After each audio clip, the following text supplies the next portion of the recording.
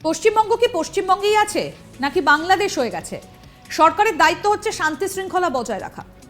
যে সরকার ক্ষমতায় আছে তারা যদি দেশবিরোধী কাজকে সমর্থন করেন, তাদেরকে থাকার জায়গা দেয়, তাহলে সত্যিই চিন্তার।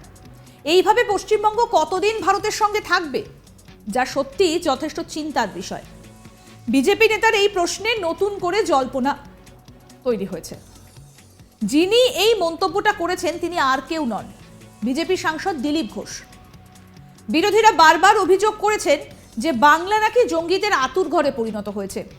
দেশের যত সন্ত্রাসী কার্যকলাপ তা সবই এ রাজ্যে হচ্ছে। রোহিঙ্গারা নাকি এই রাজ্যে আসছে, আর তাদের থাকার জায়গা নাকি করে দিচ্ছে রাজ্যের শাসক দল তৃণমূল কংগ্রেস। এবার সেই আশঙ্কা আরো জোরালো করে তুললেন বিজেপি সাংসদ দিলীপ ঘোষ। তিনি বলছেন, পশ্চিমবঙ্গ কি পশ্চিমবঙ্গেই আছে নাকি বাংলাদেশ হয়ে গেছে? সরকারের দায়িত্ব হচ্ছে শান্তি শৃঙ্খলা বজায় রাখা। যে সরকার ক্ষমতায় আছে তারা যদি দেশবিরোধী কাজকে সমর্থন করেন, তাদেরকে থাকার জায়গা দেয়, তাহলে সত্যিই চিন্তার।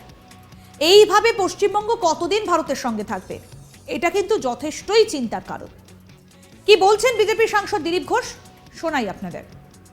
কাশ্মীরের সমস্যা সমাধান হয়ে গেল, শান্তি হয়ে গেল, গুলি বন্দুক ছেড়ে দিন, একটা পাথর ওকে মারার নেই ওখানে। কিন্তু পশ্চিমবাংলা এবং পশ্চিমবাংলার সীমা যেভাবে উপদ্রুত এলাকা হয়ে যাচ্ছে, যেখানে আইন শৃঙ্খলা নেই, সরকারের উপস্থিতি নেই, পুলিশ প্রশাসনের কিছু নেই, সেন্ট্রাল ফোর্সকেও তাড়া করে মারা হচ্ছে, সেন্ট্রাল এজেন্সির অফিসারদের মাথা ফাটিয়ে দেওয়া হচ্ছে, প্রাণে বাঁচার জন্য পালাতে হচ্ছে। তো ভাবুন, এটা কি বাংলাদেশ হয়ে গেছে নাকি পশ্চিমবঙ্গ আছে? তো স্বাভাবিক, এ তো সরকারের দায়িত্বই আছে এখানে শান্তি শৃঙ্খলা বজায় রাখা। যে সরকার এখানে রাজ্যে আছে তারা যদি এই ধরনের দেশবিরোধী ক্রিয়াকলাপে সমর্থন দেয়, তাদেরকে শেল্টার দেয়, তো চিন্তার বিষয় আছে পশ্চিমবাংলা কতদিন ভারতের সঙ্গে থাকবে। তিনি আরো বলেন, কেন্দ্রীয় সরকারের সংস্থা আক্রান্ত হবে এখানে এলে। আমার তো মনে হয় এই সরকারের 1 মিনিট থাকার অধিকার নেই। এই সরকারকে ধাক্কা মেরে ফেলে দেওয়া উচিত। ওপাশ থেকে রোহিঙ্গা অনুপ্রবেশকারীদের গাড়ি ভর্তি করে এনে ক্যাম্প করেছেন ওখান থেকে সুন্দরবনে দ্বীপ নিয়ে যাওয়া কোনো ব্যাপার না। বহু দ্বীপ আছে সেখানে। আমি তো শুনলাম বাসন্তী এসে কোনো নেতার বাড়িতে লুকিয়ে আছে। জানি না কতটা সত্য। রাজ্য সরকারের দেখা উচিত সরকার তাকে আশ্রয় দিচ্ছে। এই সরকারের কাছে কিচ্ছু আশা করা যায় না। ওটা এমন জায়গা, কেন্দ্রীয় সরকারের বাহিনী পাঠিয়ে কিছু করা সম্ভব নয়, কিন্তু করতে হবে, কারণ এই ধরনের নেতারা রাজনীতি এবং সমাজকে, অর্থনীতিকে কলুষিত করছে, ধ্বংস করছে। শোনাই আরও একবার কি বললেন এই বিষয়ে বিজেপি সাংসদ দিলীপ ঘোষ। কেন্দ্র সরকারের কোনো সংস্থা আক্রান্ত হবে এখানে এলে, আমার তো মনে হয় এখানে এই সরকারের 1 মিনিট থাকার অধিকার নেই। এই সরকারকে ধাক্কা মেরে গঙ্গায় ফেলা উচিত। ওপাশের থেকে রোহিঙ্গা অনুপ্রবেশকারী উনি গাড়ি ভর্তি করে নিয়ে এসে ক্যাম্প করেছিলেন ওখানে, সারা ভারতবর্ষে ছড়িয়ে দিয়েছেন।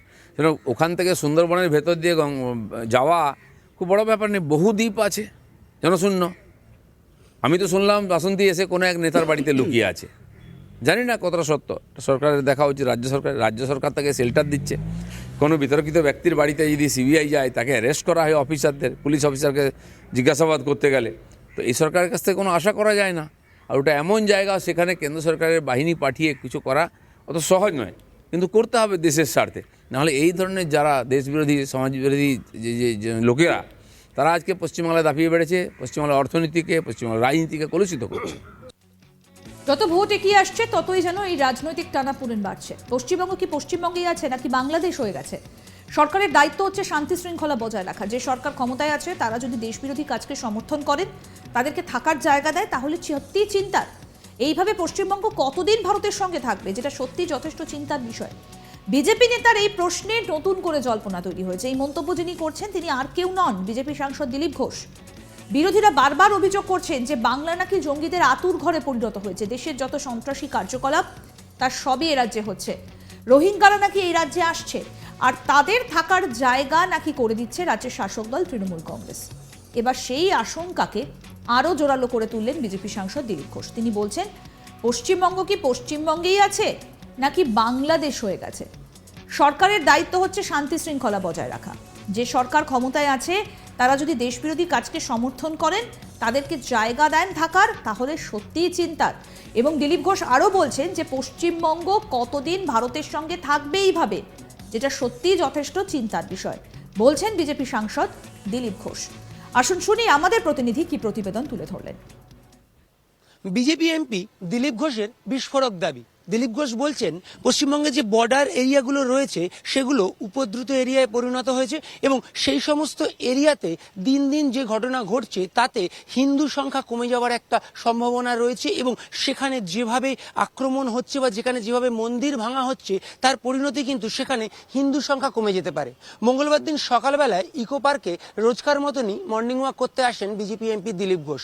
আমরা তাকে জানতে চাই যে এই যে ঘটনা ঘটছে অর্থাৎ এই যে ইডির উপরে যে আক্রমণ হয়েছিল মূলত সেই বিষয়ে আমরা তাকে জানতে চাই যে ইডি এবং সেন্ট্রাল ফোর্স যারা গিয়েছিল তাদের উপরে যে আক্রমণ হয় তার পরিপ্রেক্ষিতে যখন আমরা তাকে জিজ্ঞেস করি তার পরিপ্রেক্ষিতে কিন্তু দিলীপ ঘোষ সরাসরি বলেন যে এই যে ঘটনা ঘটছে এই ঘটনা কিন্তু যে উদাহরণ হিসেবে তিনি টেনে আনেন কুচবিহারের শীতলকুচির ঘটনা, যে ঘটনাতে তিনি বলেন যে আমরা যেটা জানতাম যে বিএসএফ এর কাছ থেকে বন্দুক ছিনতাই করে নেওয়া একটা ঘটনা ঘটেছিল বিধানসভা ভোটের সময়। তিনি সেইটা জানিয়ে বলেন যে এর পরিপ্রেক্ষিতে এই মুহূর্তে বর্ডার এরিয়া পশ্চিমবঙ্গের যে বর্ডার এরিয়া সেগুলো কিরকম রয়েছে, আদৌ সেগুলো কতটা সেফ রয়েছে সে বিষয়ে কিন্তু একটা প্রশ্ন উঠেই যাচ্ছে এবং সেই বর্ডার এরিয়াটাকে তিনি উপদ্রুত এরিয়ায় পরিণত হয়েছে বলে বলেন এবং পাশাপাশি তিনি এও দাবি করেন যে যে পরিস্থিতি চলছে তাতে এই যে পশ্চিমবঙ্গ সেটা কতদিন আদৌ পশ্চিমবঙ্গ থাকবে সেই নিয়ে তিনি প্রশ্ন করেন। কারণ তিনি বলেন যে পশ্চিমবঙ্গ যা চলছে তাতে পশ্চিমবঙ্গ কিন্তু